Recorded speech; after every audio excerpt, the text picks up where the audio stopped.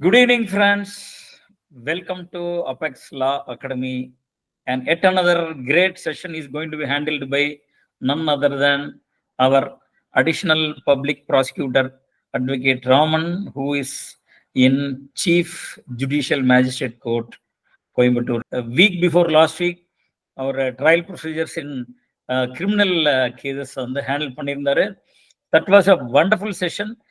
எல்லாரும் கேட்டிருப்பீங்க. உங்களுக்கு எல்லாத்துக்கும் ஒரு நல்ல ஒரு இன்ஃபர்மேட்டிவ் செஷனாக அமைஞ்சிருந்திருக்கும்.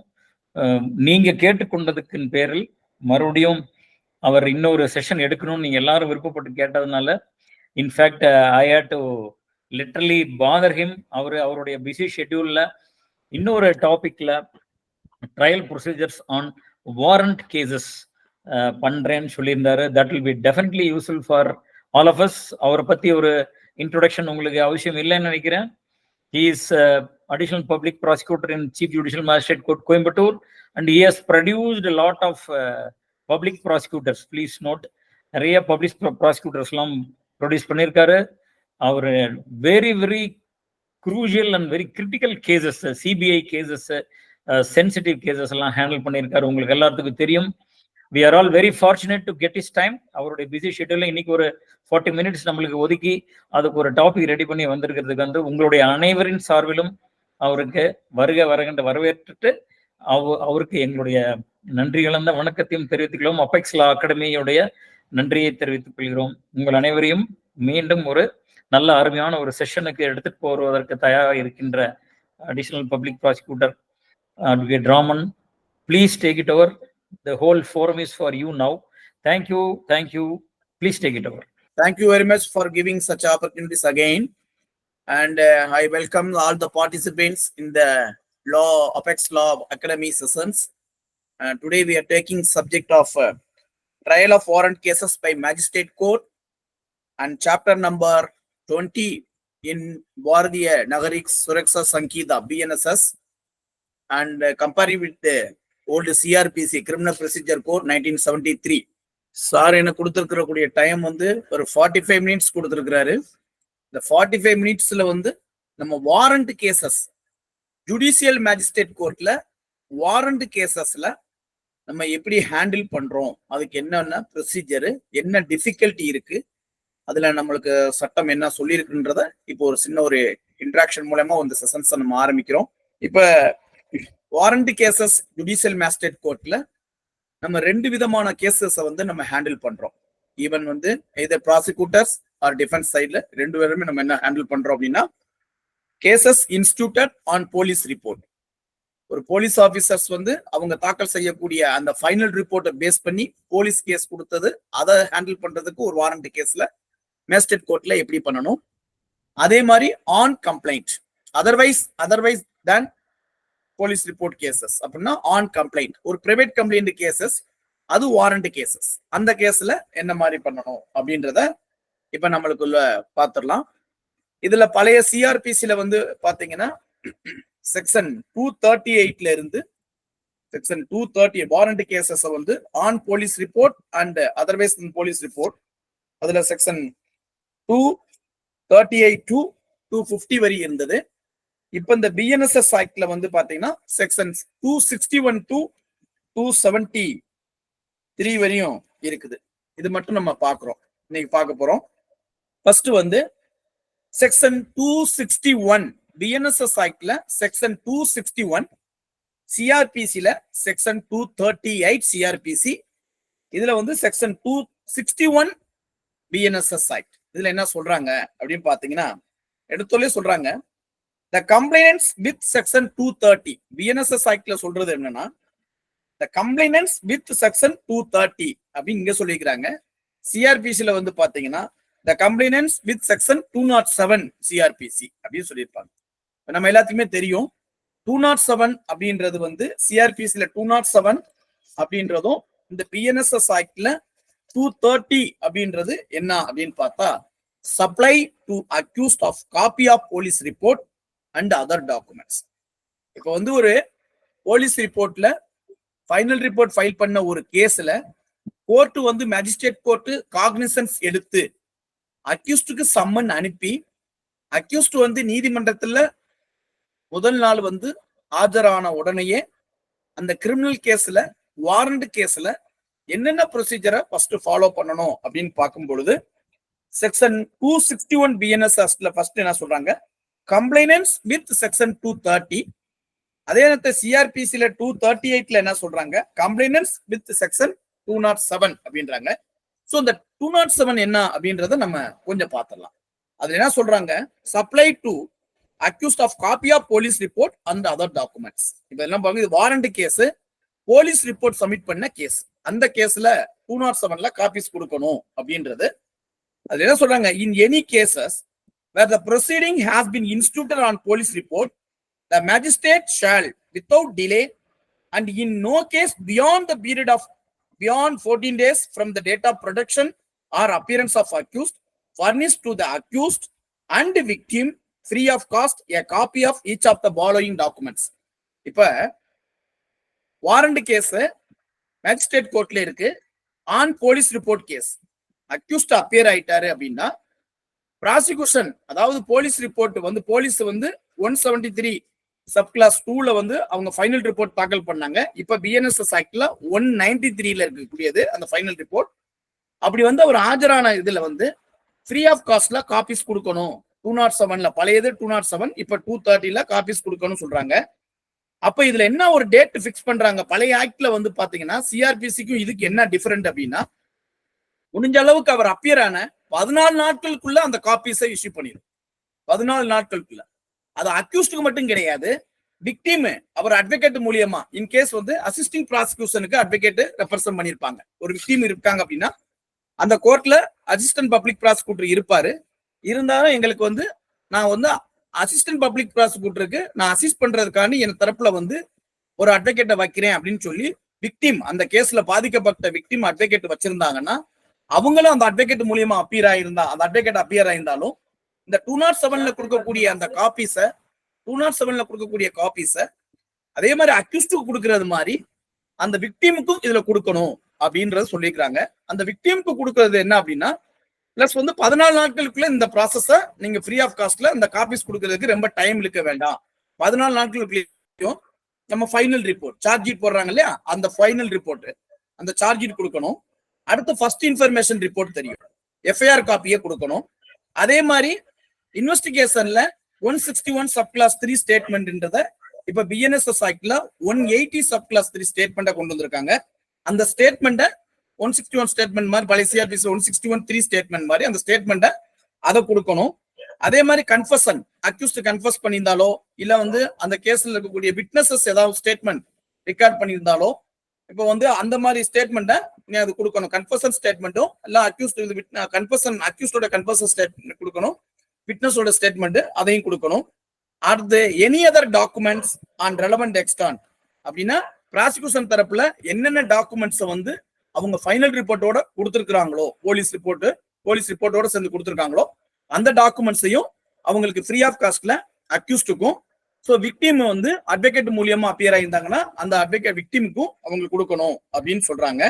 அடுத்தது வந்து என்ன சொல்றாங்க அப்படின்னா, provided that the magistrate may after perusing any such part of statement as referred 3 and consider the reason given by the police officer for request, direct that a copy of that part of statement such person Master things shall be furnished to the accused. அப்ப என்னன்னா சில நேரத்துல என்ன investigation officers வந்து இந்த 161 sub clause 3ல இருக்கக்கூடிய சில portion வந்து நீங்க அக்யூஸ்டுக்கு கொடுக்க வேணாம், ஏன்னா this is not a relevant, இது வந்து ஒரு எசென்சியலா இல்ல, ஒரு இன்ட்ரெஸ்ட் ஆஃப் ஜஸ்டிஸ்க்கு இந்த போர்ஷனை மட்டும் நீங்க கொடுக்கக்கூடிய அந்த காப்பீஸ்ல நீங்க அதை ஹைட் பண்ணி கொடுக்கணும், அவங்க கொடுக்க வேணாம் அப்படின்னு சொல்லியிருந்தாங்கன்னா அப்ப மேஜிஸ்ட்ரேட்ஸ் என்ன செய்யணும், நீங்க கொடுத்த போலீஸ் கொடுத்த ரெக்யூசிஷன் கரெக்டா இருக்கா இல்லையான்னு பார்த்துட்டு அவர் நினைச்சாருன்னா ஃபுல்லா எல்லா காப்பியுமே 161 சப் கிளாஸ் 3 ஸ்டேட்மெண்ட்ல எல்லா காப்பியுமே கொடுக்கலாம், அதுல சம் போர்ஷன் வந்து நம்ம இது பண்ண வேண்டாம் அப்படின்னு சொல்லி அவர் ஃபீல் பண்ணாருன்னா எல்லாத்தையுமே அந்த ஸ்டேட்மெண்ட் ஃபுல்லாமே கொடுக்கணும். அப்ப வந்து 207ல காப்பீஸ் கொடுக்கும் போது சரி, இப்ப 230ல காப்பி கொடுக்குற மாதிரி இருந்தா சார்ஜ் ஷீட் கொடுக்கணும், ஃபைனல் ரிப்போர்ட் கொடுக்கணும், அதோட சேர்ந்து FIR copy, confession and statement, அதே மாதிரி 161 சப் கிளாஸ் 3 ஸ்டேட்மெண்ட் அந்த மாதிரி ஸ்டேட்மெண்ட் இருந்தாலும் சரி, அதே மாதிரி ப்ராசிக்யூஷன் தரப்புல என்னென்ன டாக்குமெண்ட்ஸ் ஃபைல் பண்றாங்களோ அந்த டாக்குமெண்ட்ஸோட காப்பீஸ் ஃபுல்லாமே அவங்களுக்கு ஃபர்னிஷ் பண்ணணும் அப்படின்றதுதான் இப்ப 230 பிஎன்எஸ்எஸ் ஆக்ட்ல இன்ஸ்டெட் ஆஃப் 207 சிஆர்பிசி பதிலா இப்ப கொண்டு வந்திருக்காங்க. அதுல the magistrate satisfied that any such document is, இந்த டாக்குமெண்ட்ஸ் வந்து ரொம்ப வால்யூமினஸா இருக்குது, அதிக பக்கங்களா இருக்கு, அதிக பக்கங்களும் அதே நேரத்துல அதிக தொகுப்பா இருக்குது அப்படின்னு அவங்க நினைச்சிருந்தாங்கன்னா அந்த காப்பீஸ் அவங்களுக்கு அக்யூஸ்டுக்கு கொடுக்கறதுக்கு பதிலாக அதை என்ன செய்யலாம், எலக்ட்ரானிக்ஸ் டிவைஸ்ல வந்து ஒரு சிடிஇடி அந்த மாதிரி போட்டோ இல்ல ஒரு இதுல வந்து மெயில்ல வந்து அனுப்பி அந்த மாதிரி பண்ணலாம். அந்த மாதிரி எலக்ட்ரானிக் கம்யூனிகேஷன் மூலமாகவும் அவங்களுக்கு அனுப்பலாம். நம்ம வந்து பிசிக்கலா அந்த காப்பீஸ் கொடுக்கணும் அவசியம் இல்லை. அவங்களுடைய மெயில் ஐடியை வாங்கி டோட்டலா அந்த மெயில் ஐடி மூலமாவோ அக்யூஸ்டுக்கோ இல்ல அந்த விக்டிம்க்கோ அவங்க எலக்ட்ரானிக் கம்யூனிகேஷன் மூலமாக கூட அந்த காப்பீஸை ஃபர்னிஷ் பண்ணலாம் அப்படின்றது. அதே மாதிரி ரொம்ப வந்து வலிமினஸா இருக்குது அப்படின்னு சொல்லணும் அப்படின்னா அப்ப என்ன செய்யலாம், அவங்க அட்வொகேட்டை வந்து ஒரு இது பண்ணாங்கன்னா அதை வந்து நீதிமன்றத்துல வந்து பெரியூசல் பண்றதுக்கு அவங்களை அலோவ் பண்ணணும். Direct that he will be only be allowed to inspect either personally or through an advocate in court. நீதிமன்றத்துல வந்து அந்த அக்யூஸ்டோ இல்ல அவங்க அக்யூஸ் தரப்பா வந்து அட்வொகேட் அப்பியர் ஆயிருந்தாருன்னா அவரை வந்து நீதிமன்றத்துல ப்ராசிக்யூஷன் என்ன டாக்குமெண்ட் தாக்கல் பண்ணிருக்காங்களோ அதை பெரியூசல் பண்ணிக்கலாம். காப்பீஸ் கொடுக்கணுன்றது அவசியம் இல்லை, ஏன்னா வால்யூமினஸா இருக்குது. மொத்தமா இத்தனை இப்போ ஒவ்வொரு கேஸ்ல எல்லாம் பாத்தீங்கன்னா 30 அக்யூஸ்ட் 40 அக்யூஸ்ட் இருப்பாங்க. அதே மாதிரி ஸ்பெஷல் கேஸ்ல எல்லாம் பாத்தீங்கன்னா அந்த ஃபைனல் ரிப்போர்ட்ல தாக்கல் பண்ணக்கூடிய பேப்பர் வந்து பாத்தீங்கன்னா 2000 பக்கம் 3000 பக்கம் இருக்கும். அதுக்கு வந்து ரொம்ப வால்யூமினஸா இருக்கும், ரொம்ப காஸ்டா இருக்கும். அப்படின்றதுனால என்ன செய்வாங்க, ப்ராசிக்யூஷனே போலீஸ் தரப்பே என்ன செய்வாங்க, ரெக்யூசேஷன் கொடுப்பாங்க. இந்த மாதிரி ரொம்ப வால்யூமினஸா இருக்குது, அதனால நாங்க ஃபர்னிஷ் காப்பீஸ் கொடுக்க முடியாது, வேணா வந்து கோர்ட்ல வந்து அவங்க பெரியூஸ் பண்ணிக்கலாம் அப்படின்னு சொல்லி கோர்ட் நீங்க அவங்கள பெர்மிட் பண்ணுங்க அப்படின்னு சொல்லி ஒரு ரெக்யூசேஷன் கொடுத்தா அதை பேஸ் பண்ணி கோர்ட் என்ன செய்யலாம், அட்வொகேட்டையோ இல்ல அக்யூஸ் தரப்பையோ நீங்க வந்து கோர்ட்ல பெர்மிட் பண்ணிக்கங்க சொல்லிக்கலாம். இப்ப இருக்க ரீசெண்டா இருக்கு என்ன அப்படின்னா அந்த மாதிரி காப்பீஸ் கொடுக்க முடியாத சூழ்நிலையில என்ன செய்யலாம், எலக்ட்ரானிக் மீன்ஸ் அப்படின்னா எலக்ட்ரானிக் அவங்களுடைய மெயில் ஐடிக்கோ இல்ல மத்த அவங்களுடைய வாட்ஸ்அப் மற்ற விஷயம் இதுக்கு அவங்களுக்கோ கூட காப்பீஸ் அனுப்பியிருந்தோம் அப்படின்னா அதுவே போதும். அவங்களுக்கு வந்து நேரம் பிசிக்கலா தான் காப்பீஸ் கொடுக்கணுன்றது இல்ல, எலக்ட்ரானிக் மீன்ஸமாவும் அனுப்பிக்கலாம் அப்படின்ற மாதிரி சொல்றாங்க. provided also that the supply of documents in electronic form shall be considered as duly furnished. இது முக்கியமானது. அந்த எலக்ட்ரானிக் ஃபார்ம்ஸ் மூலமா அனுப்புனாலும் அது அனுப்பப்பட்டதுன்னா அது வந்து டியூலி ஃபர்னிஷ்டு, நேரடியா அது கொடுத்தது மாதிரி தான் அர்த்தம். அப்போ வந்து நாளைக்கு என்ன அது அக்யூஸ்ட் எங்களுக்கு வந்து இந்த மாதிரி மெயில்ல தான் அனுப்புனாங்க, வாட்ஸ்அப்ல அனுப்புனாங்க, அதனால வந்து எனக்கு வந்து காப்பி வந்து டைரக்டா கையிலேயே கொடுக்கல அப்படின்றதெல்லாம் சொல்ல முடியாது. அப்ப மெயில்ல அனுப்புனாலும் அது வந்து டியூலி ஃபர்னிஷ்டு பண்ண மாதிரி காப்பி நேரடியா கொடுத்தது மாதிரி தான் அர்த்தம் அப்படின்றாங்க. அப்ப இப்ப நம்ம செக்ஷன் 230 பிஎன்எஸ்எஸ் ஆக்ட பார்த்தோம். 207 சிஆர்பிசில காப்பீஸ் ஃபர்னிஷ் பண்றதுக்கு என்ன அப்படின்றது மாதிரி பார்த்துட்டோம். இப்ப அப்படியே வந்து நேர ட்ரையல் கேசஸ்க்கு வந்துடுறோம். அதுல இப்ப 261ல இப்ப என்ன சொன்னாங்க அப்படின்னு நம்ம பார்க்கும் பொழுது ஃபர்ஸ்ட் இடத்துல கம்ப்ளைண்ட்ஸ் வித் செக்ஷன் 230 பண்ணிட்டாங்களான்னு பாக்குறேன். அப்ப என்ன, அக்யூஸ்ட் அப்பியர் ஆயிட்டார். முதல் இடத்துல பாருங்க, when in any warrant case instituted on police report the accused appear, பாருங்களேன், போலீஸ் கேஸ போலீஸ் ரிப்போர்ட் கொடுத்தாச்சு, அக்யூஸ்டுக்கு சம்மன் அனுப்பியாச்சு, அக்யூஸ்ட் நீதிமன்றத்துல என்னைக்கு வந்து அன்னைக்கு வந்து அவர் ஆஜர் ஆயிட்டார், அவர் அப்பியர் ஆயிட்டார். இல்ல அவர் வந்து ஜுடிஷியல் கஸ்டடியில இருக்கிறார் அப்படின்னா இஸ் பிராட், நீதிமன்றத்துக்கு கொண்டு வர்றாங்க. சரிங்களா, நீதிமன்றத்துக்கு கொண்டு வர்றாங்க. ஒண்ணு அவர் அப்பியர் ஆயிருக்கணும், இல்லைன்னா அவர் நீதிமன்றத்துல ஆஜர்படுத்தி இருந்தாங்கன்னா before the magistrate at the commencement of trial the magistrate shall satisfy himself he has complied with the provision of section 230. அப்படின்னா என்ன அர்த்தம், 207ல காப்பீஸ் கொடுக்குற மாதிரி 230 பிஎன்எஸ்எஸ்ல இவங்களுக்கு எல்லா காப்பீஸும் அக்யூஸ்டுக்கு கொடுத்தாச்சா அப்படின்றத அவர் சாட்டிஸ்பாக்சன் ஆகணும். அதுதான் 261 பிஎன்எஸ்எஸ் ஆக்ட். இப்ப காப்பீஸ் கொடுத்தாச்சு. அதுக்கு அடுத்த பாயிண்ட் செக்ஷன் 262ல என்ன சொல்றாங்க, when accused shall be discharged. இப்ப காப்பீஸ் கொடுத்தோம்ல அக்யூஸ்ட் என்ன செய்வாரு, படிச்சு பார்த்துட்டு இவங்க சார்ஜ் ஷீட் ஃபைல் பண்ணிக்கிறதுல இந்த டாக்குமெண்ட்ஸ் கொடுத்ததெல்லாம் கிரவுண்டே இல்ல, அப்ப இது பொய்யான வழக்கை என் மேல தாக்கல் பண்ணிக்கிறாங்க, அப்ப இந்த வழக்குல இருந்து என்னைய நீங்க விடுவீங்க, டிஸ்சார்ஜ் பண்ணுங்க அப்படின்னு சொல்லி ஒரு அப்ளிகேஷன் ஃபைல் பண்ணலாம். அதுதான் 262 பிஎன்எஸ்எஸ் ஆக்ட். பாருங்களேன், the accused may prefer பண்ணலாம் an application for discharge within a period of 60 days. அதுவும் பாருங்க 60 நாளைக்குள்ள பண்ணணும். இது டிஸ்சார்ஜ் பெட்டிஷன் ஃபைல் பண்றது 60 நாளைக்குள்ள பண்ணணும். எந்த தேதியில இருந்து, from the date of supply of copies of documents under section 230 BNSS. அப்ப இந்த 207லயும் இந்த 230லயும் கொடுத்த அந்த காப்பீஸ் கொடுத்த 60 நாளுக்குள்ள அக்யூஸ்ட் என்ன செய்யணும், அந்த டாக்குமெண்ட்ஸ் எல்லாம் அவர் படிச்சு பார்த்துட்டு நம்ம மேல கிரவுண்டே இல்ல, ப்ராசிக்யூஷன் வந்து பொய்யான வழக்கு தாக்கல் பண்ணிருக்காங்க அப்படின்னு நினைச்சா அவர் என்ன செய்யலாம், ஆட்டோமேட்டிக்கா நீதிமன்றத்துல நேரடியா வந்து 262 பழைய இதுல வந்து பாத்தீங்கன்னா 239 சிஆர்பிசில டிசார்ஜ் பெட்டிஷன் போடுவாங்க. இப்ப 262 பிஎன்எஸ்எஸ் ஆக்ட்ல டிசார்ஜ் பெட்டிஷன் 262(1) சரிங்களா, அதுல வந்து சப் கிளாஸ் 1ல அவங்க டிசார்ஜ் கேட்டு பெட்டிஷன் ஃபைல் பண்ணலாம். அப்படி பெட்டிஷன் ஃபைல் பண்ணியாச்சுன்னா நீதிமன்றம் என்ன பண்ணணும், மேஜிஸ்ட்ரேட் கோர்ட் என்ன பண்ணுவாங்க, if upon considering the police report and documents sent with it under section 193, இப்போ இந்த 193ன்றது இப்ப ஃபைனல் ரிப்போர்ட்டுக்கு பிஎன்எஸ்எஸ் ஆக்ட்ல வந்திருக்கக்கூடியது, பழையதுல 173 சிஆர்பிசி, இப்போ 193.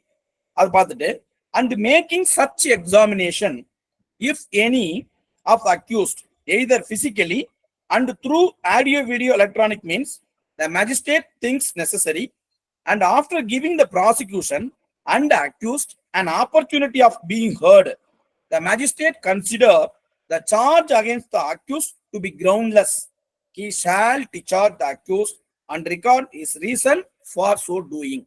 இப்ப அவர் அப்ளிகேஷன் ஃபைல் பண்ணியாச்சு. ஃபைல் பண்ணோட டிசார்ஜ் பெட்டிஷன் அக்யூஸ்ட் ஃபைல் பண்ணிடுறாரு. ஃபைல் பண்ணோர்ல இந்த இடத்துல நீதிமன்றம் என்ன பார்க்கும் அப்படின்னா, ப்ராசிக்யூஷன் தாக்கல் பண்ணிக்கிற அந்த ஃபைனல் ரிப்போர்ட், அந்த FIR copy, complaint copy, confession statement along with documents எல்லாத்தையுமே பெரிசல் பண்ணி பார்த்துட்டு ப்ராசிக்யூஷன் தரப்பையும் அக்யூஸ்ட் தரப்பையும் இருக்கவங்களையும் அவங்களுடைய ஆப்பர்ச்சுனிட்டிஸ் கொடுத்து, ஒரு வாய்ப்பு கொடுத்து, ப்ராசிக்யூஷன் நீங்க என்ன சொல்றீங்க, அக்யூஸ்ட் நீங்க என்ன சொல்றீங்க அப்படின்னு சொல்லி அவங்களோட ஆர்குமெண்ட்டை ஆர்குமெண்ட்டை கேட்டது பிறகு, நல்லா பாருங்க, ஆர்குமெண்ட் கேட்டதுக்கு பிறகு ப்ராசிக்யூஷன் சப்மிட் பண்ணக்கூடிய அந்த டாக்குமெண்ட் பேஸ் படி அதைத்தான் நீங்க பார்க்கணும். அந்த இடத்துல ஆர்குமெண்ட் வாய்ப்பு கொடுக்கும் பொழுது அக்யூஸ்ட் ஏதாவது ஒரு டாக்குமெண்ட்ஸ் கொடுத்தாலோ அதை வந்து கோர்ட் கன்சிடர் பண்ணக்கூடாது. ஸோ இந்த இடத்துல என்ன அப்படி ஒரு இதுல நம்ம பார்க்கணும் அப்படின்னா, டிசார்ஜ் பெட்டிஷன் ஃபைல் பண்ணும் போது ஆப்பர்ச்சுனிட்டிஸ் ஆஃப் பீயிங் ஹர்ட் தான் அக்யூஸ்ட் கொடுக்கணுமே தவிர, அவர் தரப்புல ஒரு எவிடன்ஸ் எடுக்கிறதுக்கோ இல்ல அவர் தரப்புல இருக்கக்கூடிய டாக்குமெண்ட்ஸ் தாக்கல் பண்றதுக்கோ, அவர் டாக்குமெண்ட்ஸ் வாங்கி பார்த்துட்டு ஒரு முடிவு எடுக்க கூடாது. ஏன்னா இந்த இடத்துல என்ன சொல்லலாம் அப்படின்னா, நீதிமன்றம் எப்படி பார்க்கணும் டிசார்ஜ் பெட்டிஷன் ஃபைல் பண்றதுக்கு அப்படின்னா, இவன் இந்த இடத்துல நீதிமன்றம் வந்து அவர் குற்றத்தை செய்திருக்கிறாரா செய்யலையான்றத பார்க்க கூடாது.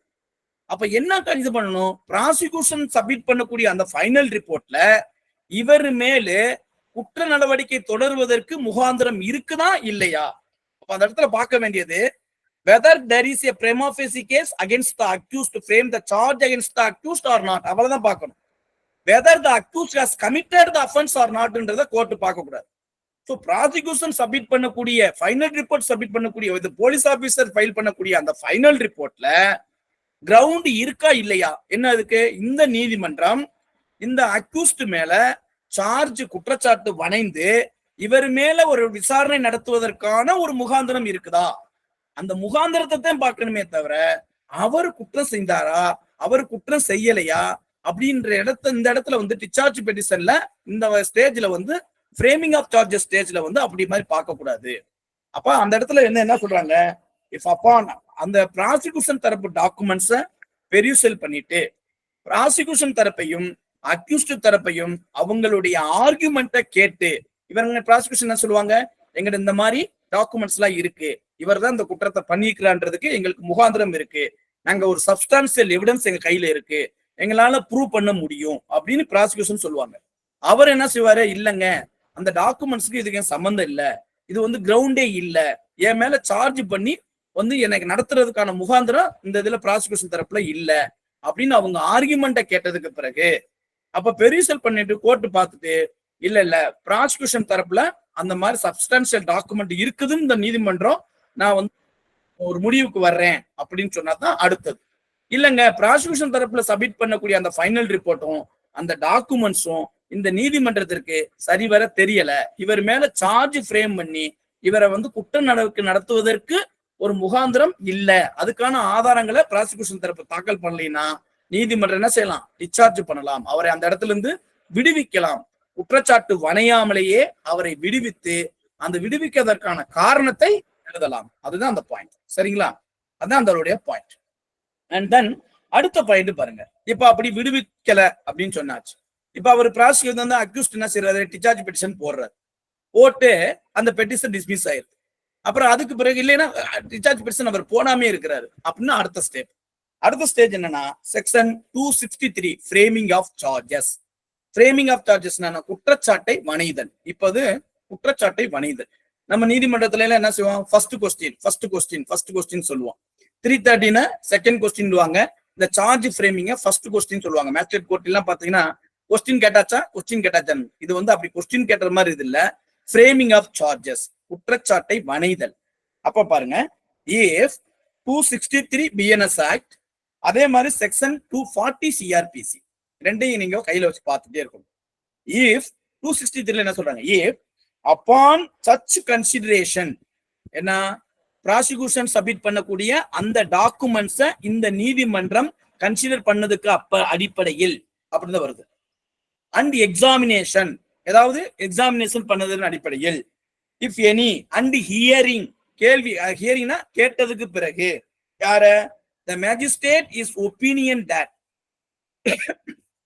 ப்ராசிக்யூஷன் டாக்குமெண்ட்ஸை கன்சிடர் பண்ணியாச்சு, அக்யூஸ்ட் தரப்பையும் ப்ராசிக்யூஷனையும் ஹியர் பண்ணியாச்சு, எக்ஸாமின் பண்ணியாச்சு, டாக்குமெண்ட்ஸ் எல்லாமே பெரிசல் பண்ணதுக்கு பிறகு அந்த நீதித்துறை நடுவருக்கு மேஜிஸ்ட்ரேட்டுக்கு ஒரு ஒப்பீனியன் வருது. என்ன ஒப்பீனியன் வருது?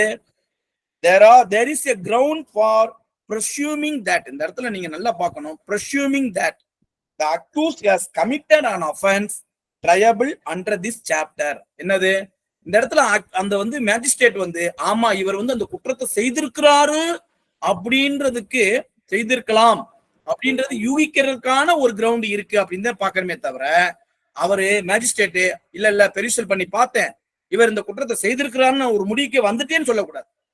சரிங்களா? there is presumed. இந்த இடத்துல presumed தான் பார்க்கணும். there is a ground for presuming that the accused has committed such offense.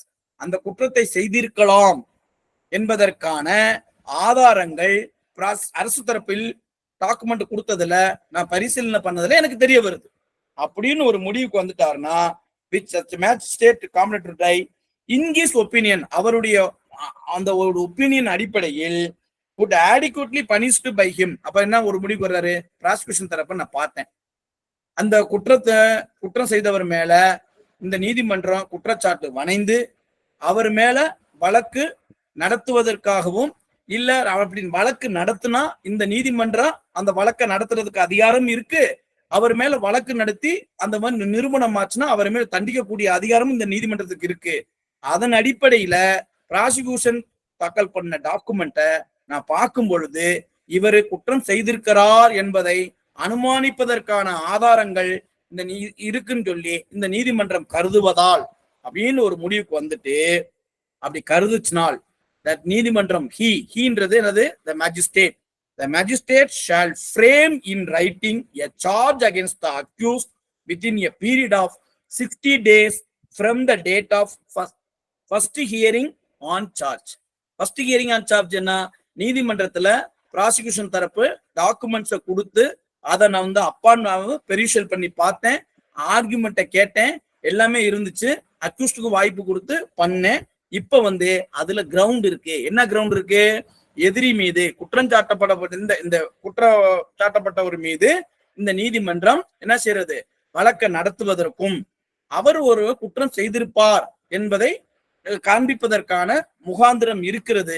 அதை இந்த நீதிமன்றம் நம்புது. அதனாலதான் இந்த நீதிமன்றம் சாட்டிஸ்பாக்சன் ஆனதுக்கு பிறகு, திருப்தி அடைஞ்சதுக்கு பிறகு நான் அந்த எதிரியினுடைய மீது இந்த குற்றச்சாட்டை நான் வணைகிறேன். அந்த வணைகிறது எப்ப அப்படின்னா இந்த ஆர்குமெண்ட் இது பண்ண பிறகு வித்தின் 60 டேஸ்க்குள்ள பண்ணணும். From the date of first hearing of the charge. அப்ப பாருங்க, அவர் டிஸ்சார்ஜ் பெட்டிஷன் ஃபைல் பண்றதுக்கு 60 நாள். எப்ப? அந்த 207லயும் 230ல அவர் காப்பீஸ் கொடுத்ததுல இருந்து 60 நாளைக்குள்ள அவர் வந்து டிஸ்சார்ஜ் பெட்டிஷன் ஃபைல் பண்ணலாம். அதே மாதிரி சார்ஜ் ஃப்ரேம் பண்றதுக்கு நீதிமன்றத்துக்கு ஒரு டைம் கொடுத்துருக்காங்க. நான் வந்து 1 வருஷம் இருக்கு, 2 வருஷம், 6 மாசம் அப்படிலாம் இருக்கக்கூடாது. 60 நாட்களுக்குள்ள எப்ப? From the date of first hearing on charge. அப்ப அந்த கேட்டது இருந்து 60 நாளைக்குள்ள சார்ஜ் ஃப்ரேம் பண்ணணும். ஃபர்ஸ்ட் ஹியரிங் ஆன் சார்ஜ்னா இப்ப வந்து பாத்தீங்கன்னா செஷன்ஸ் கேஸ்ல எல்லாம் பாத்தீங்கன்னா ப்ராசிக்யூஷன் நம்ம ஏற்கனவே சொல்றேன் 226 வந்து நம்ம படிச்சிருக்கிறோம். சரிங்களா? Opening prosecution. அதே மாதிரி அந்த ப்ராசிக்யூஷன் வந்து என்ன செய்வாங்க? என்ன ப்ராசிக்யூஷன் கேஸ், என்ன ஆதாரம், என்ன ஃபைனல் ரிப்போர்ட், என்னென்ன டாக்குமெண்ட்ஸை வச்சு நாங்க வந்து அக்யூஸ்ட் மேல சார்ஜ் கொண்டு வந்திருக்கிறோம் அப்படின்னு சொல்லுவாங்க இல்லையா, அந்த கேட்டதுல இருந்து 60 நாள். அதே மாதிரி இந்த கேஸ்ல வந்து பாத்தீங்கன்னா 60 days from the date of first hearing on charge. சார்ஜ்ல இருந்து இப்ப சார்ஜ் வந்து 60 நாளைக்குள்ள நம்ம வந்து சார்ஜ் ஃப்ரேம் பண்ணணும். இப்ப அந்த சார்ஜ் ஃப்ரேம் பண்ணியாச்சுன்னா, குற்றச்சாட்டு வணைஞ்சாச்சுன்னா அதை என்ன செய்யணும், அவருக்கு எதிரிக்கு the charge shall then be read and explained to the accused. He shall be asked whether he believes guilty of the offense charge and claims to be true. அந்த குற்றச்சாட்டை எதிரிக்கு என்ன சொன்னா, அவருக்கு புரியக்கூடிய மொழியில, நீதிமன்ற மொழியா இருந்தாலும் எதிரிக்கு புரியக்கூடிய மொழியில இந்தந்த குற்றச்சாட்டு இந்த நீதிமன்றம் உங்க மேல வணையுது, நீங்க அந்த குற்றச்சாட்டு பத்தி நீங்க என்ன சொல்றீங்க, ஒத்துக்கிறீங்களா இல்ல வந்து அதை மறுக்கிறீங்களா, இல்ல இந்த வழக்கை நடத்த விரும்புறீங்களா, கிளைம்ஸ் டு பி ட்ரைடு அந்த மாதிரி விரும்புறீங்களான்னு கேட்கணும், ஸ்பெசிபிக்கா கேட்கணும். சரிங்களா? என்ன சொல்லுவாங்க, சார்ஜ் ஃப்ரேம் பண்ணும் போது இத்தனாம் தேதி இத்தனை மணிக்கு வாதி நடந்து வந்து கொண்டிருந்த பொழுது நீங்க எதிரே வந்தவரே, நீங்க அவரை பொது இடத்தில் வைத்து கெட்ட வார்த்தையில் பேசி அவரை வந்து அதே மாதிரி அவரை வந்து நகர விடாம தடுத்து சட்டப்புறம்பாக தடுத்து அவரை வந்து உங்களை கையால அவரை அடித்து காயம் ஏற்படுத்திய குற்றத்திற்காக பொது இடத்தில் கெட்ட வார்த்தையில் பேசி அவருக்கு அவமானம் ஏற்படுத்தியதாக 294B என்ற குற்றச்சாட்டையும், அதே மாதிரி அவரை வந்து செல்ல விடாம தடுத்ததுனால 341 வந்து ஐபிசியின் படியும், அதே மாதிரி அவரை கையால் அடிச்சு அவர் காயம் ஏற்படுறதுனால 323 ஐபிசியும், அதே மாதிரி அவரை இது பண்ணும் போது அவரை வந்து திருப்பி ஒரு உச்சியால வந்து தாக்கிட்டீங்க, அதனால அவருக்கு கொடுங்காயம் ஏற்படுத்தி இல்லைன்னா கத்தியால குத்தி அவர் கொடுங்காயம் ஏற்படுத்தினால 326 ஐபிசி பழையது 326 ஐபிசியின் படியும் இந்த மாதிரி இந்த நீதிமன்றம் நீங்க இந்த குற்றம் செய்திருப்பதாக உங்க மேல குற்றச்சாட்டு வணையுது. இந்த குற்றத்தை பத்தி நீங்க என்ன சொல்றீங்க, குற்றத்தை ஒத்துக்கிறீங்களா, குற்றச்சாட்டை ஒத்துக்கிறீங்களா இல்ல மறுக்கிறீங்களா, இல்ல வந்து இந்த வழக்கை நடத்த விரும்புறீங்களா, இப்படி ஸ்பெசிபிக்கா கேட்கும். அந்த கேட்கறது அவருக்கு புரிதலா இருக்கும், வக்கீலுக்கு மட்டும் புரியக்கூடாது, அக்யூஸ்டுக்கு கண்டிப்பா புரியணும். என்ன அந்த நீதிமன்றத்துல குற்றச்சாட்டு வணைகிறாங்கன்ற விஷயத்த, அந்த குற்றச்சாட்டு வணையக்கூடிய விஷயத்த அவருக்கு சொல்லணும். இதுலதான் வந்து பழைய சிஆர்பிசில எல்லாம் பாத்தீங்கன்னா செக்ஷன் 211 இருந்து 224 வரையும் சார்ஜ் பத்தி சொல்லும் போது குற்றச்செயலும் புரியல அப்படின்னா என்ன முறையில அவருக்கு வந்து புரியுமோ அந்த முறையில குற்றச்சாட்டை அவருக்கு சொல்லணும் அப்படின்வாங்க 213 இதுல அந்த மாதிரி. அப்ப இந்த இது வந்து என்னன்னா, குற்றச்சாட்டு வந்த பிறகு அவருக்கு படித்து காண்பித்து அவருக்கு விளக்கம் சொல்லி அதற்கு பிறகு அவர் ஒத்துக்கிறாரா இல்லையான்னு கேட்டு, இல்ல ஒத்துக்கிட்டாருன்னா அது ஒரு இது, இல்ல மறுத்தாருன்னா இது இல்லைங்க பொய்யான குற்றச்சாட்டு நான் அதை மறுக்கிறேன், இதை வந்து நான் வழக்கை நடத்த விரும்புறேன், கிளைம்ஸ் டு பி ட்ரைட் அப்படின்னு சொன்னாருன்னா இது பண்ணிக்கலாம் அப்படின்றத சொல்லணும். சரிங்களா? இப்ப அடுத்தது conviction on plea of guilty. இப்ப 264 பாருங்களேன், conviction on plea of guilty அப்படின்னு. இப்ப பாருங்க, இஃப் அக்யூஸ்ட் பிலீட் கில்ட்டி பாருங்க. இப்ப வந்து அவர் கேட்கிறாங்க சார்ஜ் குற்றச்சாட்டு அவர் சொல்றோம், அப்ப அவர் என்ன செய்றாரு, ஆமாங்க சார், ஆமாங்கய்யா அது குற்றச்சாட்டு உண்மைதான், நான் அதை ஒத்துக்கிறேன், நான் செஞ்சது தப்பு தான், நான் தான் அந்த குற்ற செயல ஈடுபடுறேன் அப்படின்னு சொன்னாருன்னா 264 if accused plead guilty the magistrate shall record the plea and may in his discretion convict him thereon. அவர் குற்றத்தை ஒத்துக்கிட்டார்னா நீதிமன்றம் என்ன செய்யணும், அந்த நீதிமன்றம் தன்னுடைய மேஜிஸ்ட்ரேட் வந்து என்ன செய்யணும், அவருடைய உள அதிகாரத்தை பயன்படுத்தி, சரிங்களா, உள அதிகார டிஸ்கிரிஷனை பயன்படுத்தி அந்த அக்யூஸ்ட் அந்த இடத்துல என்ன செய்யலாம், கன்விக்ட் பண்ணலாம், தண்டனைக்கு உட்படுத்த வேண்டும் என்பது கிட்ட அவருடைய உள அதிகாரத்தை பயன்படுத்தி வந்து அக்யூஸ்ட தண்டிக்க கூட செய்யலாம் அப்படின்றதான் அந்த 264 BNSS ஆக்ட்ல conviction on plea of guilty.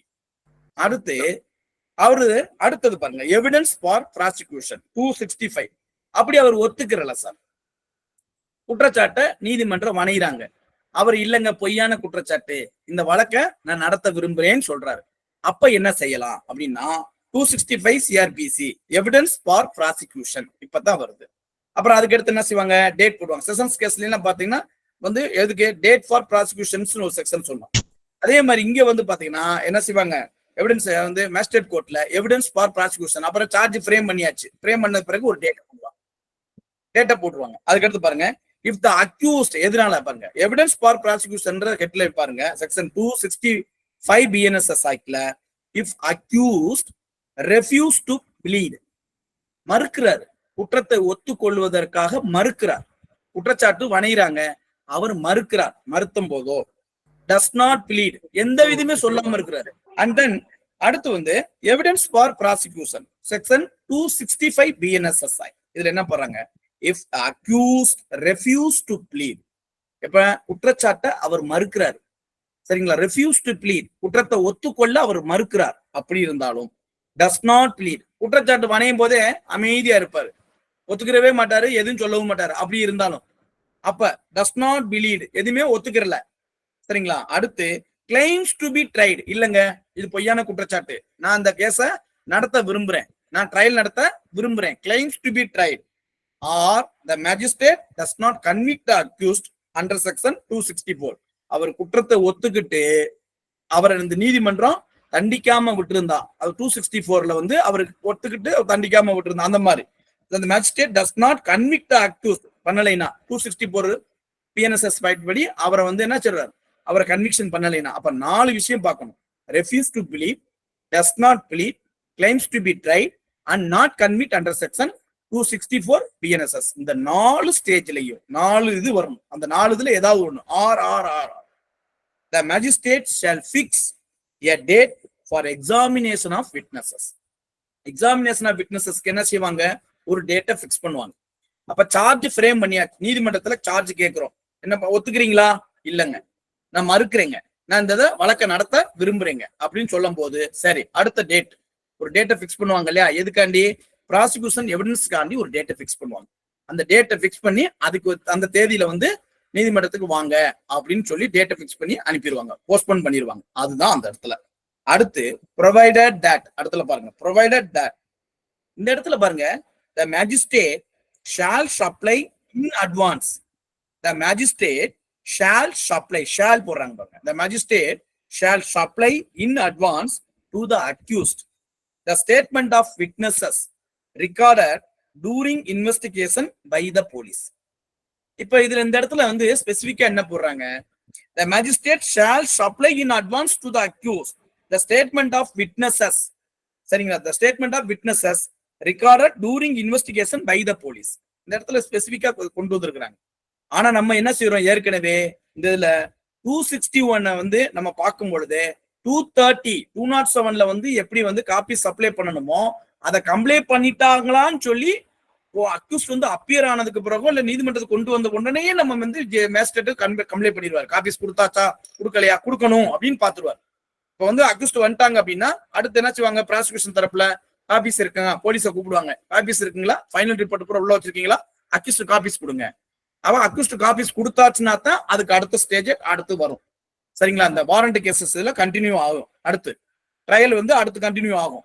அப்ப இந்த இடத்துல என்ன சொல்றாங்க, இன் அட்வான்ஸா கொடுக்கணும் அப்படின்றாங்க, கண்டிப்பா கொடுத்துருக்கணும் அப்படின்றாங்க. இப்ப இந்த இடத்துல பாருங்க, the magistrate shall supply in advance to the accused the statement of witnesses recorded during investigation by the police, சரிங்களா. இந்த இது எந்த விட்னஸஸ்னா, இப்போ வந்து என்னன்னா இன்வெஸ்டிகேஷன் டூரிங் இன்வெஸ்டிகேஷன்ல போலீஸ் வந்து என்ன ஸ்டேட்மெண்ட் ரெக்கார்ட் பண்ணுவாங்க, 161 சப் கிளாஸ் 3, இப்போ வந்து என்ன செய்யறது 180 சப் கிளாஸ் 3 BNSSI, அந்த மாதிரி ஸ்டேட்மெண்ட் எல்லாம் இன் அட்வான்ஸா கொடுத்துருக்காங்களா, அப்படி கொடுக்கலைன்னா இன் அட்வான்ஸா கொடுத்துருக்கணும்ன்ற மாதிரி சொல்றாங்க இந்த இடத்துல. அதுக்கடுத்து பாருங்க ரெண்டாவது point, the magistrate may on the application of prosecution issue summons to any of its witnesses directing him to attend or to produce any document or other thing. இப்ப டேட் போட்டாச்சு, டேட் போட்டோம்ல அப்படியே விட்டுற முடியுமா, ப்ராசிக்யூஷன் எவிடன்ஸுக்கு உங்களுக்கு சாட்சி அன்னைக்கு trial வருது அன்னைக்கு டேட்டை போட்டாச்சு, அடுத்த நாள் அடுத்த ஒரு 10 நாள் 15 நாள் டேட் போட்டாங்க.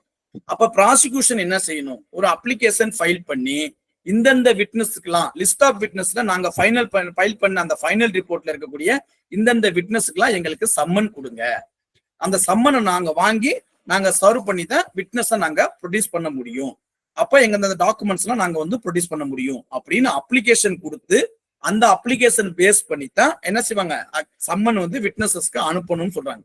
ப்ராசிக்யூஷன் தரப்புல நம்ம அப்ளிகேஷனே கொடுக்கறது இல்லை, என்ன செய்வாங்க, நம்ம ஏற்கனவே ஃபைனல் ரிப்போர்ட்ல இருக்கக்கூடிய லிஸ்ட் ஆஃப் விட்னஸஸ்க்கு ஏன்னா ஜட்ஜி என்ன செய்வாங்க, அது சம்மன்ஸ் டு LW 1 2 3 4 அப்படின்னு போட்டுருவாங்க.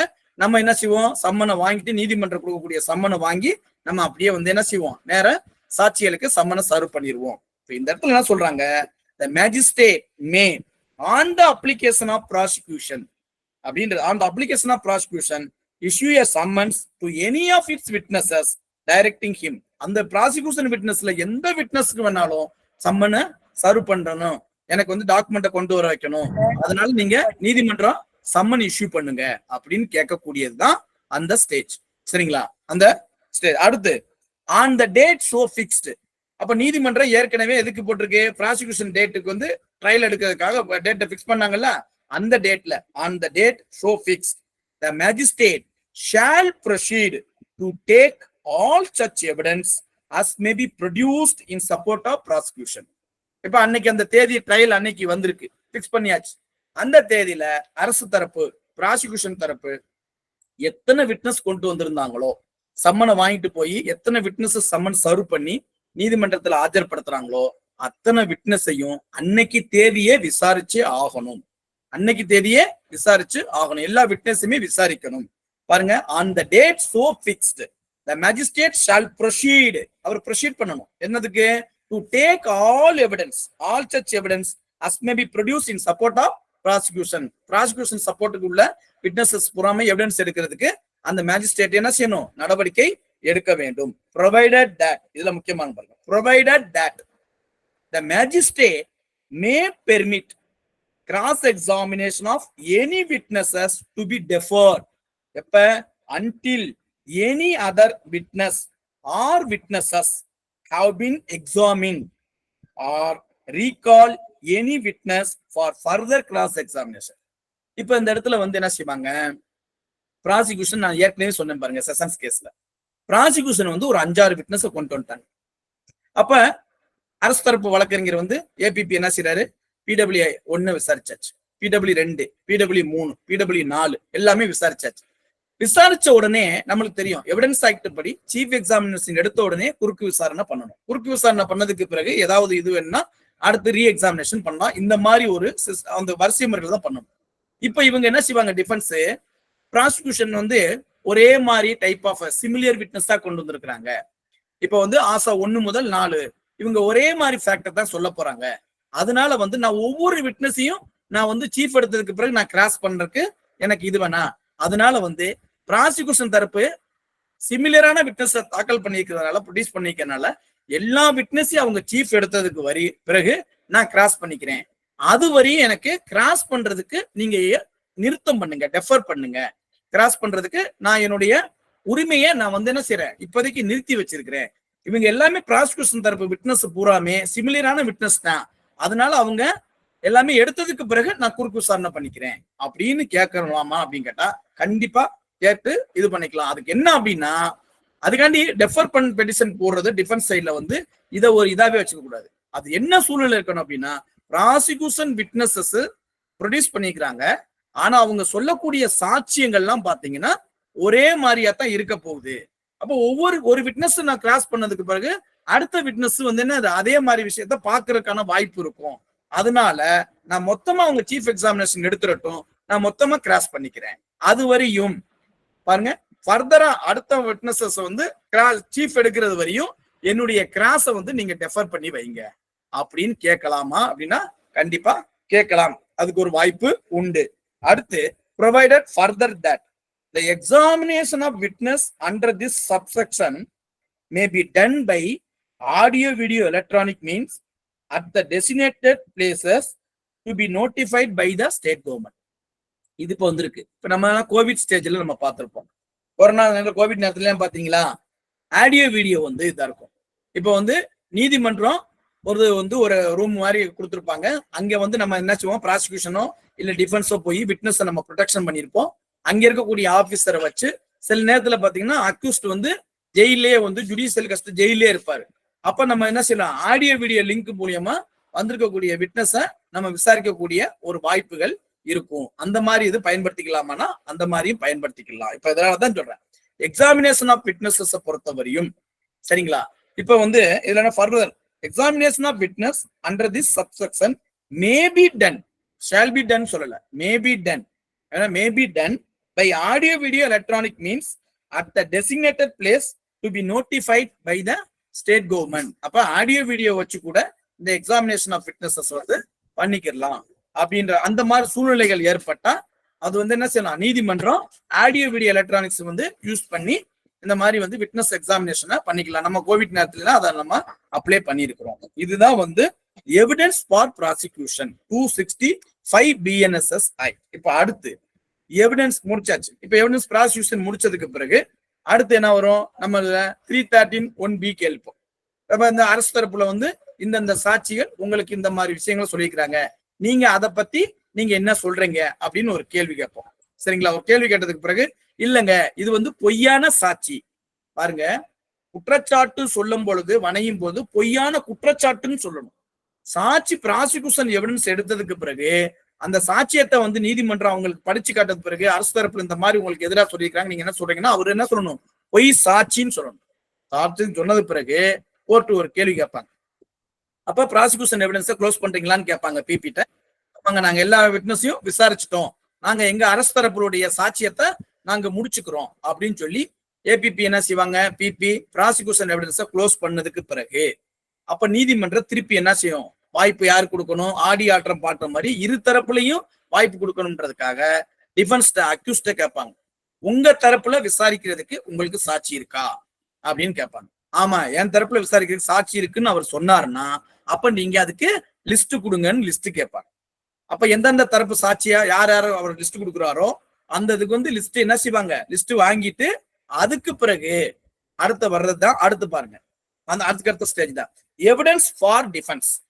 Evidence for defence prosecution evidence முடிச்சதுக்கு பிறகு 266ல எவிடன்ஸ் ஃபார் டிஃபென்ஸ். எப்படி ப்ராசிக்யூஷனுக்கு எப்படி எவிடன்ஸுக்காண்டி வந்து ஒரு வாய்ப்பு கொடுத்தாங்களோ அதே மாதிரி எதிரி தரப்புக்கும் டிஃபென்ஸுக்கும் அவங்க தரப்பு சாட்சி ஏதாவது இருந்துச்சுன்னா விசாரிக்கிறதுக்கு ஒரு வாய்ப்பு நிச்சயமாக கொடுக்க வேண்டும் அப்படின்றத எவிடன்ஸ் ஃபார் டிஃபென்ஸ். இப்ப பாருங்க, the accused shall நல்லா பாருங்க, shall மே கிடையாது, shall the accused shall then be called upon to enter upon his defense and produce his evidence.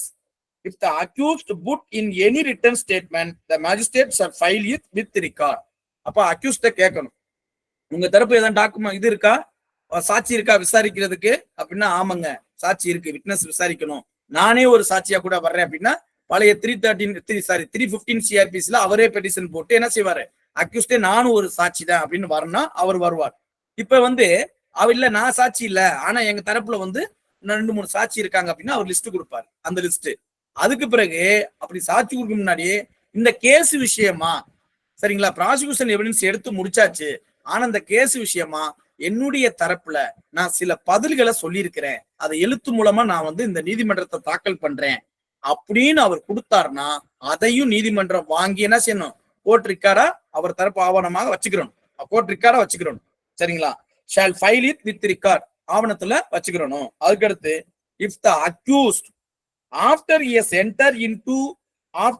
entered upon his defense applies to the magistrate to issue any process for compelling the attendance of any witness for the purpose of examination or question. அப்ப வந்து என்ன செய்யற அவரு, என் தரப்புல நான் சாட்சி இருக்குன்னு சொல்லிட்டேன், அப்ப இவர் என்ன செய்யணும், இந்த சாட்சிக்கெல்லாம் இந்த நீதிமன்றம் என்ன செய்யணும், அழைப்பான அனுப்பி என் தரப்பு சாட்சிய நீதிமன்றத்துக்கு ஆஜர்படுத்துறதுக்கு உத்தரவு போடுங்க அப்படின்னு சொல்லி ஒரு அப்ளிகேஷன் கொடுத்து அவர் என்ன செய்யறாரு, அதன் அடிப்படையில நீதிமன்றம் என்ன செய்வாங்க, அவங்களுக்கு சம்மன் அனுப்புவாங்க. இவர் யாருக்கு, எதிர்த்தரப்புடைய சாட்சிகளுக்கு சம்மன் அனுப்புவாங்க.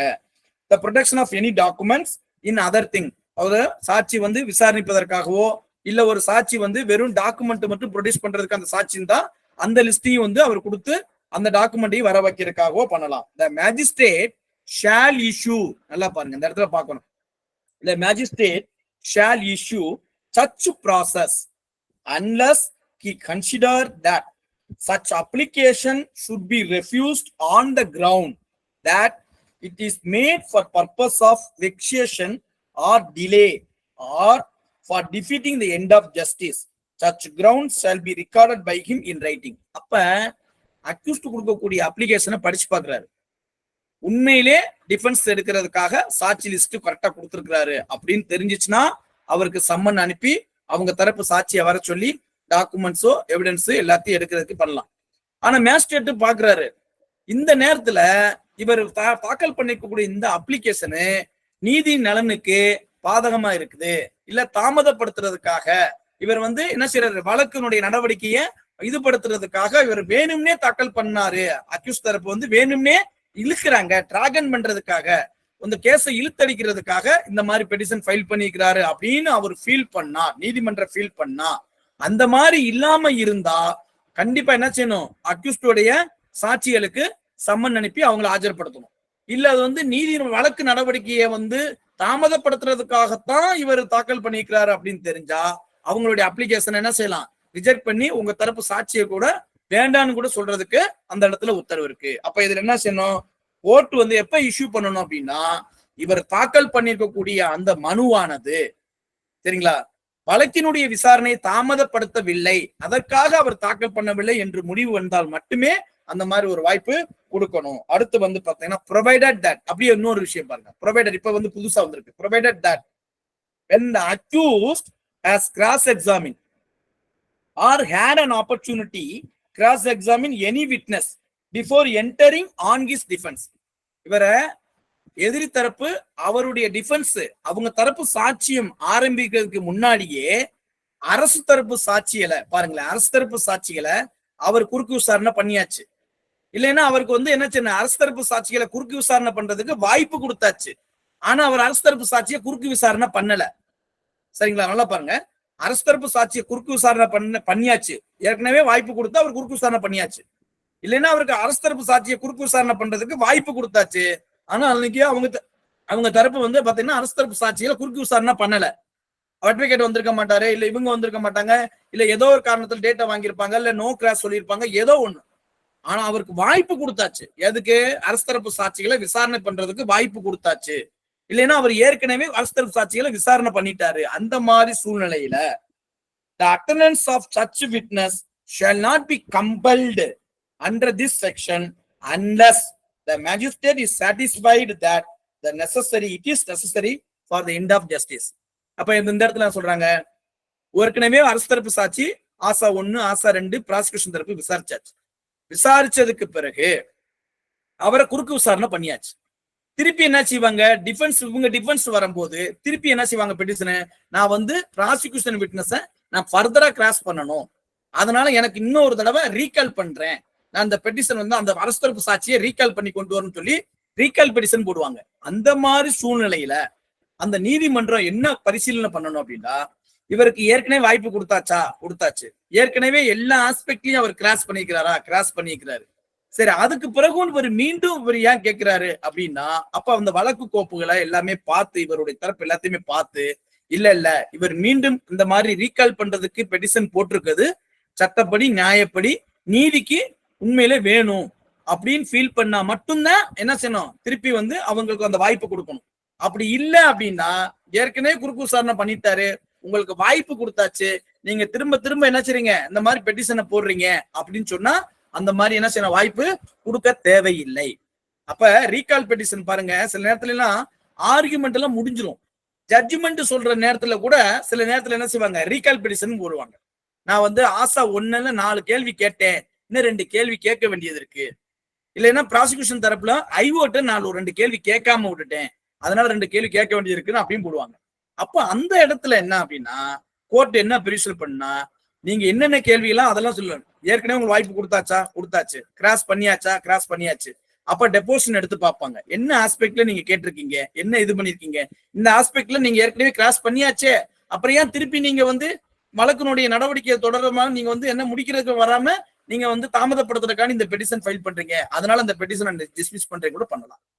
அப்ப ஏற்கனவே வந்து நான் பண்ணல, இந்த ஆப்பர்ச்சுனிட்டிஸ் எனக்கு இருந்துச்சு, ஆனா நான் பண்ணாம விட்டுட்டேன், என்னோட இது இல்லாம இருந்துச்சு, நான் இந்த சூழ்நிலையில இருந்தேன் அப்படின்னு சொன்னா, அவர் சொல்லக்கூடிய காரணம் சரியா இருந்தா நீதிமன்றம் அலோவ் பண்ணலாம். அவர் சொல்லக்கூடிய காரணம் வந்து அவருடைய மனு வந்து வழக்கினுடைய விசாரணையை தாமதப்படுத்துவதற்காக இருந்தால் அதை தள்ளுபடி கூட செய்யலாம் அப்படின்றதா இந்த இடத்துல வந்து எவிடன்ஸ் ஃபார் டிஃபென்ஸ். அப்படியே கொடுத்ததுக்கு பிறகு டிஃபென்ஸ்க்கு வந்து எவிடன்ஸ் கொடுத்தாச்சு. இப்ப அதுல அவர் வந்து எல்லா சாட்சியும் வர சொல்லி லிஸ்ட் கொடுத்துறாரு. அப்ப அவங்க எல்லாம் வரணும்னா அவங்க செலவு வந்து கட்டணும்ல, அவர் தான் கட்டணும். எதிரி தரப்பு பாருங்க, provided further that the examination of witnesses under this subsection may be done by audio video electronic means at the destination place to be notified by the state government. இதே மாதிரி தான் ப்ராசிக்யூஷன் தரப்புல எப்படி வந்து ஆடியோ வீடியோ இது பண்ணோம், அதே மாதிரி டிஃபென்ஸ் விட்னஸுக்கும் ஆடியோ வீடியோ பண்ணிக்கலாம். அந்த மாதிரி வாய்ப்புகள் உண்டு. அடுத்து மூணாவது பாயிண்ட் தான், the magistrate may before summoning any witness on the application under subsection 2 the record that the reasonable expenses incurred by the witness in attending for the purpose of trial deposited in court. Defence வந்து witness list கொடுத்தாச்சு. List கொடுத்தாச்சுன்னா கோர்ட்ல இருந்து summon அனுப்பணும். Summon அனுப்பணும்னா அதுக்கு பேட்டா கட்டணும்.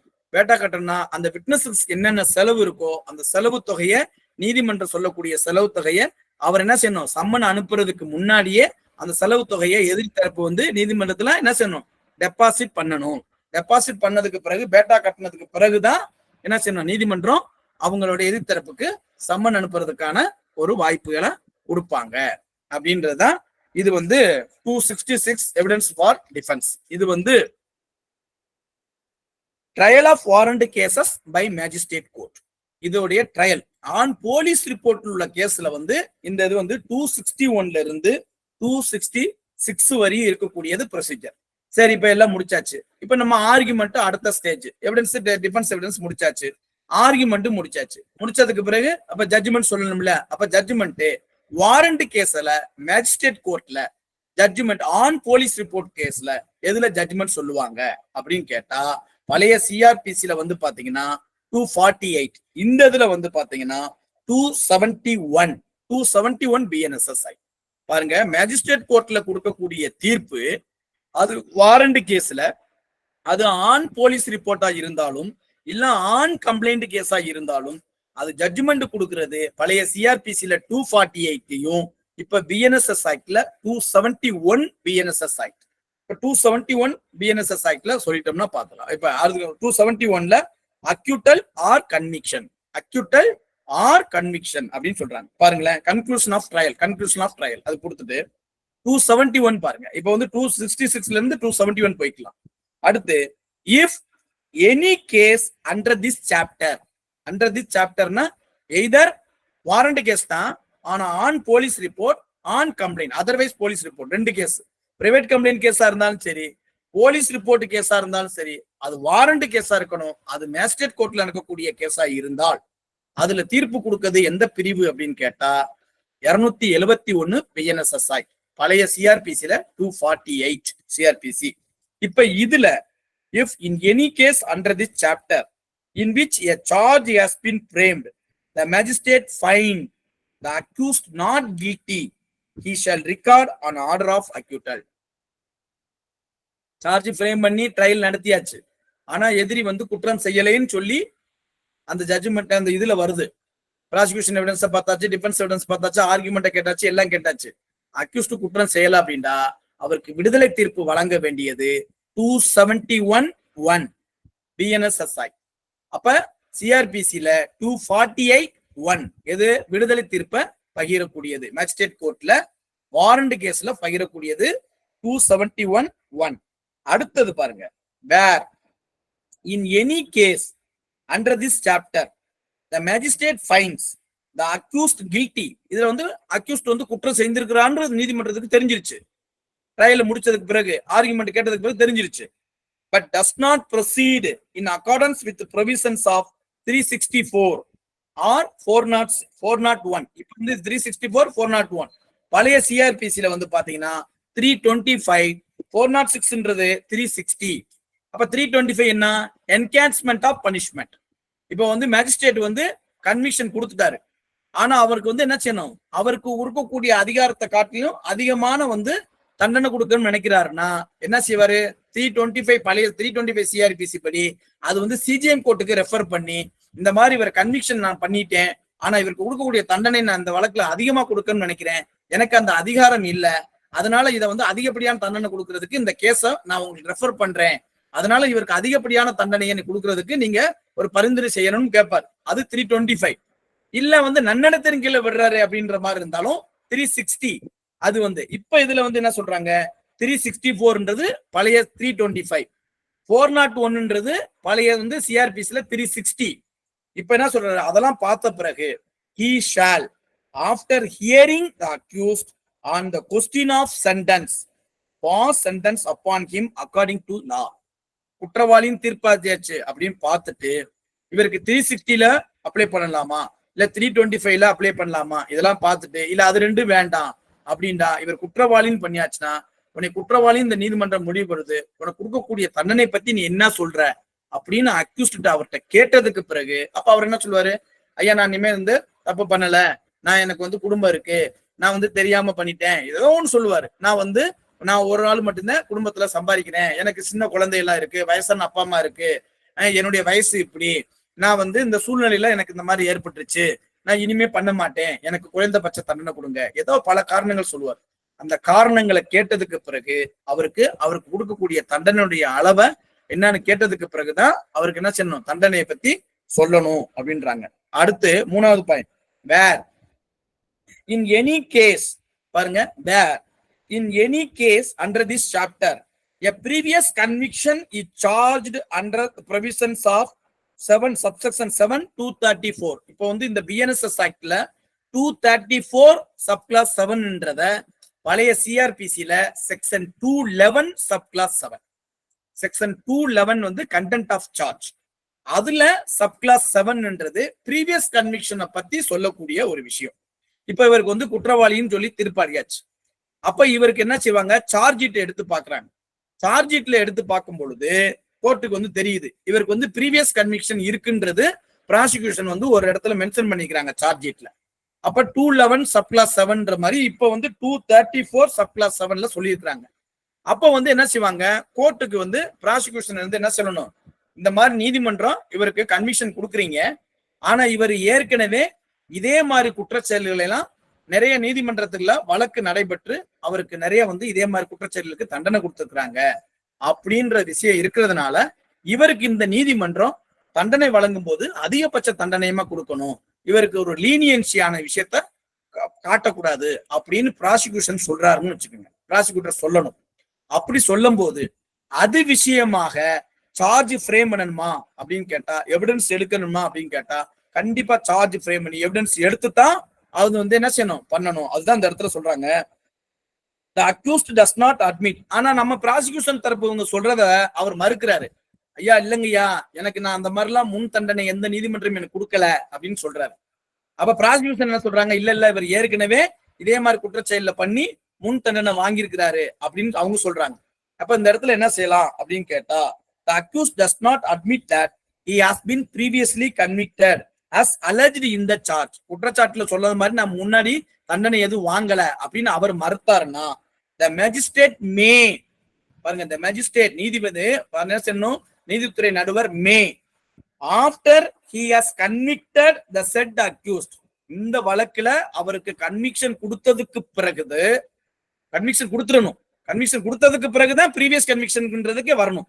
Conviction கொடுத்ததுக்கு பிறகு take evidence in respect of the alleged previous conviction, அப்ப and shall record a finding thereon. அப்ப அதுக்கு பிறகு ப்ராசிக்யூஷனை கூப்பிட்டு நீங்க ப்ரீவியஸ் கன்விக்ஷனை பத்தி சொல்லிருக்கீங்களே, அதுக்கு என்ன எவிடன்ஸ் இருக்கு கொண்டு வாங்க அப்படின்னு சொல்லி அந்த எவிடன்ஸ என்ன செய்யணும், பழைய ஆக்ட்ல பாத்தீங்கன்னா சிஆர்பிசில 298 சிஆர்பிசி இருக்கு. அப்ப அவர் என்ன செய்வாரு, எந்த ஜெயில இருந்தாரோ அந்த ஜெயில இருக்கக்கூடிய டாக்குமெண்ட், இல்ல அவர் எந்த நீதிமன்றத்தினால தண்டிக்கப்பட்டிருக்காரோ அந்த தண்டனைக்குள்ள ஜட்ஜ்மெண்ட் காப்பி, இல்ல அவர் எந்த கேஸ்ல இன்வால்வ் ஆயிருந்தாலோ அந்த கேஸோட சார்ஜ் ஷீட், அந்த சார்ஜ் ஷீட் முடிஞ்சு அதுக்கு பிறகு இந்த நீதிமன்றத்துல அவர் தண்டிக்கப்பட்டிருக்காருன்னு சொல்லி அந்த ஜட்ஜ்மெண்ட் காப்பி, இந்த மாதிரி ஆதாரங்கள்லாம் நான் என்ன செய்யணும், ப்ராசிக்யூஷன் தரப்புல ப்ரொடியூஸ் பண்ணும் பொழுது அது விஷயமாக எவிடன்ஸ் எடுத்து, அது விஷயமாக evidence take evidence in respect of alleged previous prosecution, alleged previous conviction and shall record a finding thereon. அதுக்கு பிறகுதான் என்ன செய்யணும், ஃபைண்டிங் கொடுக்கணும். அப்ப முத குற்றவாளின்னு சொல்லிடுறாரு. அப்ப ப்ராசிக்யூஷன் என்ன செய்வார், இவருக்கு ப்ரீவியஸ் கன்விக்ஷன் இருந்து ஏற்கனவே வாங்கியிருக்கிறாரு, அதனால இந்த கேஸ்ல இவருக்கு அதிகபட்ச தண்டனையா கொடுங்கன்னு சொல்லி கேட்கிறாங்க. அப்ப அவர் அக்யூஸ்ட் மறுக்கிறாரு அப்படின்னு சொன்னா, அதுக்கு பிறகுதான் இந்த வழக்குல அவருக்கு தண்டனை கிடையாது. இந்த வழக்குல அவர் குற்றவாளியின் தீர்ப்பு சொன்னதுக்கு பிறகு ப்ரீவியஸ் கன்விக்ஷன் சம்பந்தமாக எவிடன்ஸ் எடுக்கணும். நீதிமன்றம் எடுத்ததுக்கு பிறகுதான் அவருக்கு தண்டனையினுடைய தன்மையை என்ன செய்யணும், அவருக்கு வழங்கணும். என்ன தண்டனை, எத்தனை வருஷம், அப்படின்றத அவர் தண்டனை வழங்கணும் அப்படின்றாங்க. provided that அடுத்து பாருங்க, provided that no such charge shall be read out by the magistrate, nor shall the accused be asked to plead thereto, nor the previous conviction be referred by the prosecution or in any evidence adduced by it, unless until the accused has been convicted under subsection 2. இந்த வழக்குல இந்த accused conviction ஆகுறது வரையும் அந்த நீதிமன்றம் previous case சம்பந்தமாக charge frame பண்ணக்கூடாது. அது விஷயமாக அரசு தரப்புல ஏதாவது சார்ஜ் ஆதாரங்கள் கொடுத்தா அதையும் என்ன செய்யணும், நீதிமன்றம் பரிசீலனை பண்ணக்கூடாது. அப்ப எப்ப பண்ணணும் அப்படின்னா, இந்த வழக்குல அவர் குற்றவாளி என்று தீர்ப்பு வந்ததுக்கு பிறகு, தீர்ப்பு சொன்னதுக்கு பிறகுதான் அரசு தரப்புல இவருக்கு ப்ரீவியஸ் கன்விக்ஷன் இருந்துச்சுன்னா தீர்ப்பு சொன்னதுக்கு பிறகு மட்டுமே எவிடன்ஸ் எடுத்து, அதுக்கு பிறகு சார்ஜ் ஃப்ரேம் பண்ணி எவிடன்ஸ் எடுத்து தான் அப்புறம் தான் தண்டனைய வழங்கணும். அதுக்கு முன்னாடி இந்த வழக்குல ட்ரையல் ஸ்டேஜ்லயோ இல்ல சார்ஜ் ஃப்ரேம் பண்ற ஸ்டேஜ், சில நேரத்துல என்ன செய்வாங்க 75 ஐபிசின்னு போட்டிருப்பாங்க. இப்ப 211 சப் கிளாஸ் 7ல வந்து போட்டிருப்பாங்க 75 ஐபிசி. அந்த 75 ஐபிசிலாம் என்ன செய்யணும், பழைய சார்ஜ் இந்த கேஸ்ல இருக்கக்கூடிய சார்ஜோட சேர்த்து அந்த 75 ஐபிசிய நம்ம சார்ஜ் ஃப்ரேம் பண்ணக்கூடாது. அப்ப ப்ரீவியஸ் கன்விக்ஷனை பொறுத்தவரை எப்ப சார்ஜ் நீதிமன்றம் பிரிவு பண்ணணும்னா, இந்த வழக்குல அவருக்கு தண்டனை கொடுத்ததுக்கு பிறகு அரசு தரப்புல ஆதாரங்கள் கொடுக்கும் பட்சத்தில் எவிடன்ஸ் எடுத்ததுக்கு பிறகு அது விஷயமா சார்ஜ் ஃப்ரேம் பண்ணித்தான் அதுக்கு பிறகுதான் என்ன செய்யணும், இவருக்கு தண்டனையுடைய தன்மையை வழங்க வேண்டும். அதுக்கு முன்னாடி பண்ணக்கூடாது. அதுதான் வந்து 271 பிஎன்எஸ்எஸ் ஆக்ட். பழைய செக்ஷன்ல வந்து பாத்தீங்கன்னா சிஆர்பிசில 248. இதுதான் வாரண்ட் கேஸ் ஆன் போலீஸ் ரிப்போர்ட்ல மேஜிஸ்ட்ரேட் கோர்ட்ல நடக்கக்கூடிய ப்ரொசீஜர். அப்ப பழைய சிஆர்பிசில 238, 239, 240, 238 அது இது பண்ண 239 டிசார்ஜ் பெட்டிஷன், 240 சார்ஜ் ஃப்ரேம், 241 என்ன செய்யணும், ஆட்டோமேட்டிக்கா 241 வந்து கன்விக்ஷன் வந்து இது பண்றாரு இல்லையா அப்படின்றது. 242 ப்ராசிக்யூஷன் தரப்பு, 243 டிஃபென்ஸ் தரப்பு எவிடன்ஸ். இப்ப அதுவே பிஎன்எஸ்எஸ் ஆக்ட்ல 266, 67, 261, 62, 63, 64, 65, 66 அது வந்து பிஎன்எஸ்எஸ் ஆக்ட்ல. பழைய சிஆர்பிசில வாரண்ட் கேஸ்ல சரிங்களா, மேஜிஸ்ட்ரேட் கோர்ட் கொடுக்கக்கூடிய கன்விக்ஷன் ஜட்ஜ்மெண்டா இருந்தாலும் சரி, அக்யூட்டல் ஜட்ஜ்மெண்டா இருந்தாலும் சரி 248 சிஆர்பிசி. இப்ப வந்து 271 பிஎன்எஸ்எஸ் ஆக்ட். இது வந்து வாரண்ட் கேஸ்ல மேஜிஸ்ட்ரேட் கோர்ட்டோடைய ட்ரையல் ப்ரொசீஜரை இப்ப நம்ம பார்த்தோம். சரிங்களா, இப்ப ஏதாவது இதுல டவுட் இருந்துச்சுன்னா வாரண்ட் கேஸ்ல ஆன் போலீஸ் ரிப்போர்ட்ல ஏதாவது டவுட் இருந்தா you rice a hand. First message வந்து பாப்பம்மாள் ராஜு கேட்டிருக்காங்க. within 60 days from the date of first hearing, first when start sir? அந்த ஃபர்ஸ்ட் ஹியரிங்ன்றது என்னன்னா, நம்ம செஷன்ஸ் கேஸ்ல வந்து ப்ராசிக்யூஷன் ஓபன் பண்றதுக்குன்னு ஒரு டேட் இருக்கும். செஷன்ஸ் கேஸ்ல வந்து பாத்தீங்கன்னா ஓப்பனிங் ப்ராசிக்யூஷன்ஸ் சொல்லி நம்ம சார்ஜ் வந்து சொல்லுவோம், என்னென்ன சார்ஜ் கொண்டு வந்திருக்கிறோம் அப்படின்னு. இப்ப இந்த இடத்துல வந்து within period of 60 days from the date of first ஹியரிங்ன்றது அதுதான். சரிங்களா, இப்ப வந்து எப்படின்னா அக்யூஸ்ட் அப்பியர் ஆயிருவாரு, அவருக்கு வந்து காப்பீஸ் கொடுக்குறோம், அவர் டிசார்ஜ் பெட்டிஷன் போடல அப்படின்னா அந்த டேட்ல எப்ப நம்ம காப்பீஸ் கொடுக்குறோமோ அந்த டேட்ல இருந்து 60 நாளைக்குள்ள ஃபர்ஸ்ட் ஹியரிங் அப்ப நம்ம ஓபன் பண்ணும்போது சொல்லிடுவோம். சரிங்களா, இப்ப வந்து நம்ம மேஜிஸ்ட்ரேட் கோர்ட்ல வந்து பாத்தீங்கன்னா ப்ராசிக்யூஷன் ஓபன் பண்றதுக்கு ஒரு ப்ரொசீஜரே கிடையாது. அப்ப நம்ம 207ல காப்பீஸ் கொடுத்துட்டு அக்யூஸ்ட் வந்து இது பண்ணதுக்கு பிறகு அவர் டிசார்ஜ் பெட்டிஷன் ஃபைல் பண்ணல அப்படின்னு சொன்னா அந்த எப்ப காப்பீஸ் அவருக்கு இஷ்யூ பண்றோமோ அந்த தேதியில இருந்து ஒரு 60 நாளைக்குள்ள அவருக்கு சார்ஜ் ஃப்ரேம் பண்ணணும். அதான் சரிங்களா. இது வந்து ஃபர்ஸ்ட் ஹியரிங் ஆன் சார்ஜ்னு போட்டிருக்காங்க. ஃபர்ஸ்ட் ஹியரிங் ஆன் சார்ஜ், அந்த இடத்துல ஆன் சார்ஜ்ன்றது வராது. சரிங்களா, பாருங்க within the period of 60 days from the date of first hearing on charge. First hearing on சார்ஜ்னா என்னது, ப்ராசிக்யூஷன் ஓபன் பண்ணுவாங்க. செஷன்ஸ் கேஸ்ல வந்து 226 சிஆர்பிசில இருக்கிறது மாதிரி இப்ப வந்து 249 இருக்கும். அது மாதிரி இப்ப இது வந்து என்னன்னா ஃபர்ஸ்ட் ஹியரிங் ஆன் சார்ஜ். சார்ஜை பத்தி வந்து ப்ராசிக்யூட்டர் சொல்லணும் ஃபர்ஸ்ட். சரிங்களா, இந்த மாதிரி நாங்க சார்ஜ் ஃபைல் பண்ணிருக்கிறோம், என்னென்ன சார்ஜ் எல்லாம் இருக்கு, என்னென்ன சப்ஸ்டான்சியல் எவிடன்ஸ் வச்சிருக்கிறோம் அப்படின்னு நம்ம ப்ராசிக்யூஷன் எப்ப சொல்றாங்களோ அந்த தேதியில இருந்து 60 நாட்களுக்குள்ள சார்ஜ் ஃப்ரேம் பண்ணணும். Any doubt sir? என்ன டவுட் இருந்தாலும் அவர்கிட்ட கேட்கலாம். Please utilise his availability. அவருடைய அவைலபிலிட்டி நம்மளுக்கு ஒரு பெரிய ட்ரெஷர் மாதிரி. Please raise questions. What kind of details cannot be revealed while issuing copies? Is there any special category of cases அப்படின்னு ஒன் மிஸ்டர் புசன் அப்படின்னு கேட்டிருக்காரு. 173ல நீங்க வந்து சிஆர்பிசில அந்த ஃபைனல் ரிப்போர்ட் போடக்கூடிய அந்த ப்ரொசீஜருக்கு நேர போயிருங்க. சிஆர்பிசில 173, இப்ப பிஎன்எஸ்எஸ் ஆக்ட்ல 193.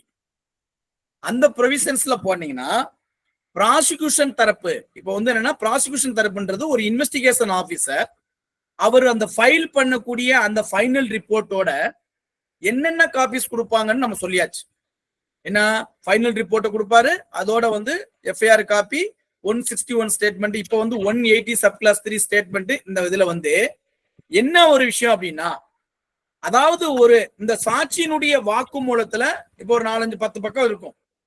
அந்த 10 பக்கத்துல இதெல்லாம் வந்து இந்த வந்து எதிரி தரப்புக்கு கொடுக்கக்கூடிய அந்த நகலில் இந்த போர்ஷன்லாம் ரெலவெண்ட் இல்ல, இது இர்ரெலவெண்ட், இது தேவையில்லை அப்படின்னு சொல்லி requisition given by the police officer, investigation officer கொடுப்பாரு கோர்ட்டுக்கு. இந்த மாதிரி நீங்க காப்பீஸ் கொடுக்கும் போது இதெல்லாம் வந்து இர்ரெலவெண்ட், இதை வந்து நீங்க அவங்களுக்கு கொடுக்கன்றது அவசியம் இல்லை.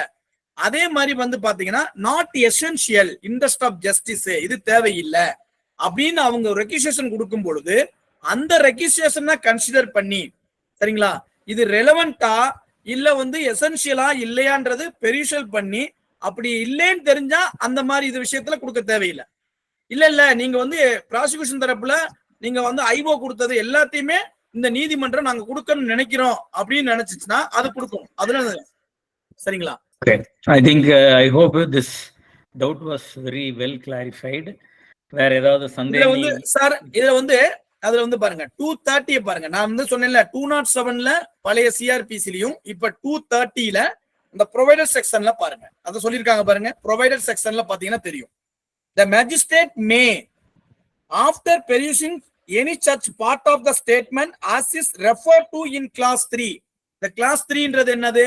பழையதுல 161 subclass 3ல statement during course of investigation the witness recorded by the police officer, by the investigation officer. அது வந்து 161 subclass 3 statement சொல்றோம் இல்லையா? இப்ப வந்து அது 180 subclass 3 BNSS Act. அதுல கொடுக்கக்கூடியத அதுல சொல்றாங்க பாருங்க, அந்த அதான் சொல்றாங்க. இப்போ மூணாவது இந்த பாயிண்ட்ல பாருங்க 230ல 3 பாருங்க, the statement recorded 183, அதுதான் சொல்றாங்க. இப்ப பாருங்க, and considering the reason, பாருங்க, considering the reason given by the police officer for request, direct that the copy of that part of the statement or such portion thereof as the magistrate thinks proper shall be furnished to the accused.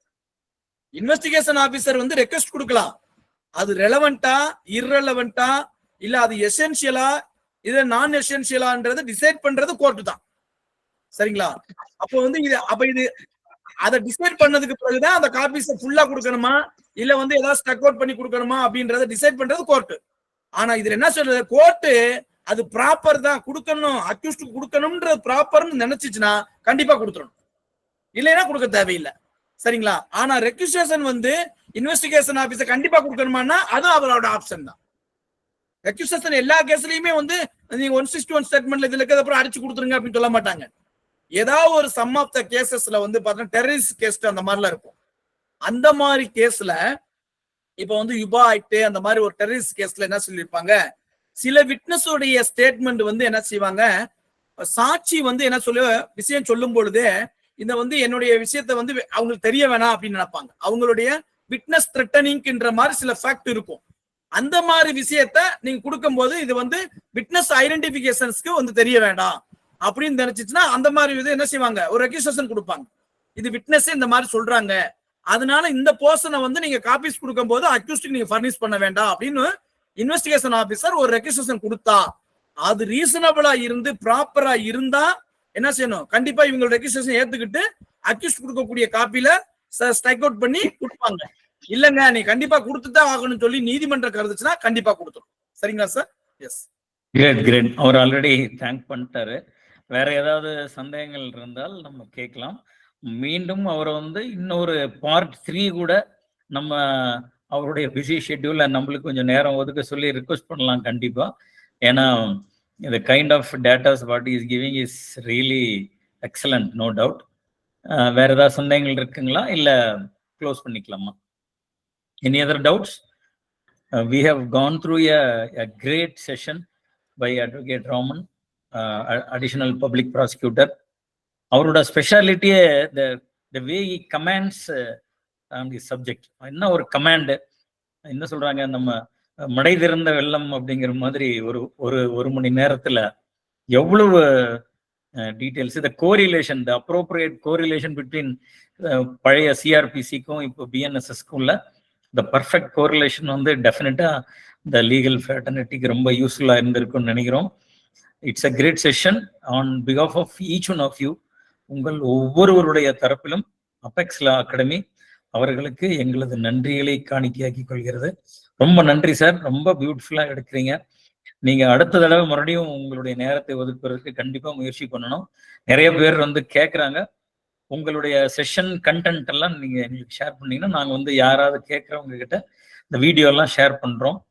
மறுபடியும் ஏதாவது தேவை இருந்தாலும் நாங்க கண்டிப்பா உங்களை வந்து நிறைய வந்து ரூலிங் எல்லாம் நம்ம கொடுக்கலாம் சார். இப்ப ரீசெண்டா வரக்கூடியது அந்த ஆஸ்பெக்ட்ஸ் அத்தாரிட்டிஸ் எல்லாம் நம்ம வந்து நம்ம ஃபர்னிஷ் பண்ணலாம் சார். இப்ப வந்து நம்ம டிஸ்சார்ஜ் பெட்டிஷன் ஃபைல் பண்றோம், சார்ஜ் இது பண்றோம், அந்த மாதிரி ஸ்டேஜ்ல எல்லாம் வந்து நம்ம வந்து ரூலிங் எல்லாம் நிறைய நான் வந்து சாருக்கு நான் கொடுக்குறேன், அதை நீங்க ஃபர்னிஷ் பண்ணிக்கங்க சார். கண்டிப்பா கண்டிப்பா. எங்களோட மெயில் ஐடி டெஃபினட்டா நான் ஆல்ரெடி ஷேர் பண்ணியிருக்காரு நம்மளுடைய ஸ்டாஃப். நம்ம போன வீக் பிஃபோர் லாஸ்ட் வீக் அவர் கொடுத்த செஷன் வந்து நாங்கள் ஆல்ரெடி யூடியூப்ல அப்லோட் பண்ணியிருக்கோம். இப்ப நம்ம வந்து ஆமா சார், மொத்தமா வந்து நம்ம செஷன் ஸ்டைலு அதே மாதிரி மேஜிஸ்ட்ரேட் கோர்ட்ல வந்து இப்போ வந்து நம்ம போலீஸ் வந்து போலீஸ் ரிப்போர்ட்டை வச்சு வாரண்ட் கேசஸ், அப்புறம் அடுத்த இதுல வந்து பாத்தீங்கன்னா ஒரு பிரைவேட் கம்ப்ளைண்ட்ல வந்து என்ன மாதிரி பிரைவேட் கம்ப்ளைண்ட்ல நிறைய கன்ஃபியூஷன் வருது, மேஜிஸ்ட்ரேட் கோர்ட்லயே நிறைய கன்ஃபியூஷன். கண்டிப்பா நம்ம அந்த ஒரு டாபிக் நீங்க வந்து சொல்லுங்க, நாங்க we will definitely utilize your expertise. அந்த ட்ரையல் ப்ரொசீஜர் நம்ம எடுத்ததுக்கு பிறகு அதுக்கு ரெலவென்ட்டான ரூலிங் எல்லாம் நான் வந்து I will furnish sir. Beautiful. ரொம்ப ரொம்ப ரொம்ப சந்தோஷம். மீண்டும் எங்களது நன்றிகளை தெரிவித்துக் கொள்கிறோம். எல்லா பார்ட்டிசிபென்ட்ஸும் டெஃபினட்டா இந்த செஷன் உங்களுக்கு உபயோகமா இருக்கும்னு நம்புறோம். அடுத்த வாரம் இன்னும் ஒரு நல்ல ஒரு டாபிக்கோட ஒரு நல்ல ஸ்பீக்கரோட கண்டிப்பா உங்களை வந்து சந்திக்கிறோம். எங்களது அபெக்ஸ் லா அகாடமியுடைய சேவை வழக்கறிஞர்கள் சமுதாயத்திற்கு எப்பொழுதும் வழங்கிக் கொண்டே இருப்போம் என்பதை தெரிவித்துக் கொண்டு விடைபெறுகிறோம். நன்றி, வணக்கம். வணக்கம்.